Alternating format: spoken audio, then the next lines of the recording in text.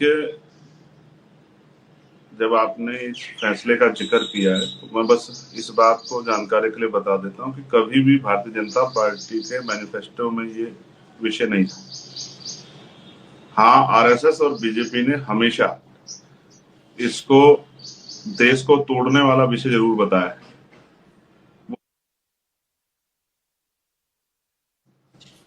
लगातार हमारी पार्टी, हमारा संगठन इसकी मांग कर रहा था और मैंने जब राष्ट्रपति भाषण में अपनी बात की शुरुआत की थी तो जातिगत जनगणना को होना चाहिए, ये मांग की थी। दिल्ली में जो एक बड़ा आंदोलन बुलाया, जो आप मीडिया के साथ ने कवरेज किया था इंदिरा गांधी स्टेडियम में, उसमें भी हमारी फर्स्ट प्रायोरिटी मांग यही थी, प्रथम मांग यही थी।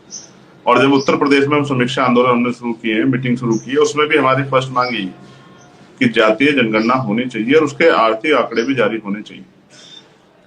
तो मैं सरकार के किसी भी कदम को, क्योंकि घोषणा करना और उसको इम्प्लीमेंट करना, इन दोनों में फर्क है।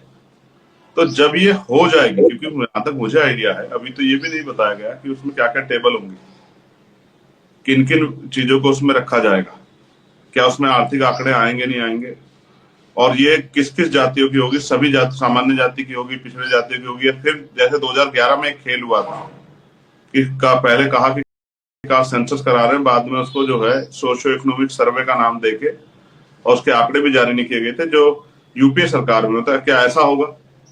तो अभी ये देखने का विषय है। अभी तो सिर्फ जो है घोषणा की गई। घोषणाएं तो बहुत सारी चीजों की हुई थी। घोषणा तो ये भी हुई थी कि देश जो है विकसित राष्ट्र बन जाएगा, देश जो है हमारी इकोनॉमी जो 5 ट्रिलियन हो जाएगी, बहुत सारी घोषणा होती है। लेकिन धरातल पे सच का तब पता लगेगा कि ऐसा भी हो सकता है, क्योंकि जब ये विषय भारतीय जनता पार्टी का था ही नहीं, तो इसको ये इस तरह से भी देखा जा रहा है कहीं आने वाले चुनाव के मद्देनजर भी को जोड़कर भी, जैसे बिहार चुनाव के जोड़कर भी तो ये घोषणा नहीं की गई है।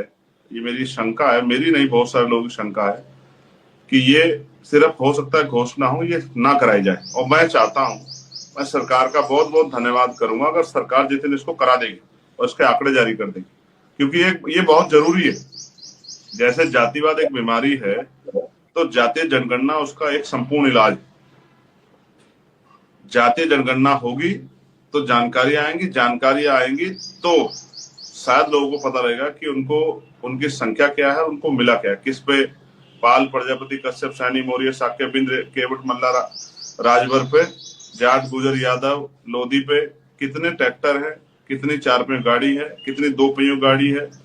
जैसे और जातियां शेड्यूल कास्ट की, चमार, जाटव, चमार, वाल्मीकि, पासी, धोबी, कोरी, खटीक, धानुक, इनको पता लगेगा कि इनके पास कितनी जो है जमीन है, रहने के योग्य, कृषि योग्य, खेती के योग्य और बिजनेस के योग्य, किस पे कितना व्यापार है, कितना धन संचय, सब कुछ सामने आएगा। सामान्य जातियों पे भी, ब्राह्मण, क्षत्रिय, वैश्यों पे किस तरह की स्थिति है, उनकी सोशियो इकोनॉमिक, ये सामने आएगा। इसलिए इसका होना बहुत जरूरी है। देश तो कुछ और मांग कर रहा था कि कैबिनेट की मीटिंग होगी और उसमें कोई बड़ा फैसला, क्योंकि पहलगांव के जो जख्म है वो सूखे नहीं है। अभी पहलगांव के जो जख्म है वो खून के आंसू देश रो रहा है। तो अचानक से ये जिसकी कोई चर्चा नहीं थी, इसको लेके आना, तो ये भी लोगों का शक है, शंका है कि भी इस तरह की तो चर्चा थी नहीं। देश तो पहलगांव में इतना बड़ा हमला हुआ, सिक्योरिटी लैप्स हुआ, कैसे आतंकवादी आए, कैसे हमला कर दिया, कैसे चले गए बिना जो है उसके क्या नाम मुठभेड़ के, चुपचाप क्या हो रहा है, देश की निगाह तो इस पे थी। लेकिन अचानक ये फैसला आने से तो इसको जो है उस तरह से भी देखा नहीं जा रहा है कि भाई ये बहुत बड़ा फैसला है।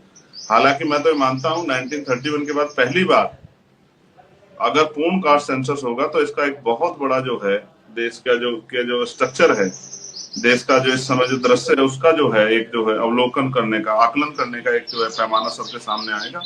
तो मैं तो इसको बहुत महत्वपूर्ण कदम मानता हूँ, बशर्ते कि ये हो, ये सिर्फ और सिर्फ राजनीतिक स्टंट ना हो। मैं तो केंद्र सरकार से मांग करता हूं कि वो इसकी डेडलाइन निश्चित कर दे कि हम इस डेट से शुरू करेंगे और इस डेट में खत्म करेंगे, क्योंकि डिजिटल भारत है, रिसोर्स की कमी नहीं है, मशीनरी की कमी नहीं है। तो जब किसी चीज की कमी नहीं है तो एक डेडलाइन तय करके, जैसे हम तैयार करते हैं कि भाई ये जो प्रोजेक्ट है इतने दिन में पूरा करेंगे प्रोजेक्ट, तो अगर ये भी हो जाता, और अभी तो बहुत सारी चीजें जो पाइपलाइन में जो सामने नहीं आई है कि उसमें किस किस को रखेंगे, दोबारा से SC/ST का ही कराएंगे, पिछड़े वर्ग की जातियों का भी गणना होगी, सामान्य जाति की भी गणना होगी, क्योंकि सामान्य जाति के मन में भी शंका है वो अपने आप कहते हैं कि भाई हमारी आबादी इतनी है और हम पे रिसोर्स कम है, वो इसके लिए आंदोलन भी करते हैं। इसके कारण उनको ईडब्ल्यूएस भी मिला है, इकोनॉमिक वीकर सेक्शन के आधार पर रिप्रेजेंट 10% आरक्षण का लाभ भी मिल रहा है। तो ये जो है पैमाना सामने आ जाए, ये पता लग जाए कि क्या स्थिति है, देश की आजादी के इतने बाद हम लोग कहाँ खड़े हैं। इसके लिए कास्ट सेंसस बहुत महत्वपूर्ण कदम है। जिस दिन जातीय जनगणना शुरू हो जाएगी उस दिन हम मानेंगे कि हाँ, सरकार जातीय जनगणना करवा रही है। बाकी जुमले तो कई फेंके गए, 15 लाख, 5 ट्रिलियन इकोनॉमी, सबका साथ सबका विकास, बहुत सारे जुमले फेंके हैं। यह एक राजनीतिक स्टंट साबित होगा। अगर लोग नहीं समझ पाएंगे तो यह जरूर एक राजनीतिक स्टंट साबित होकर रहेगा, क्योंकि इस समय इलेक्शन चल रहे हैं। सरकार को अपनी सरकार बनानी है तो कुछ ना कुछ तो दिखाना ही पड़ेगा। बाकी समाज समझदार है, उसको अपने भले और बुरे का पता है। जय भारत, जय मंडल, जय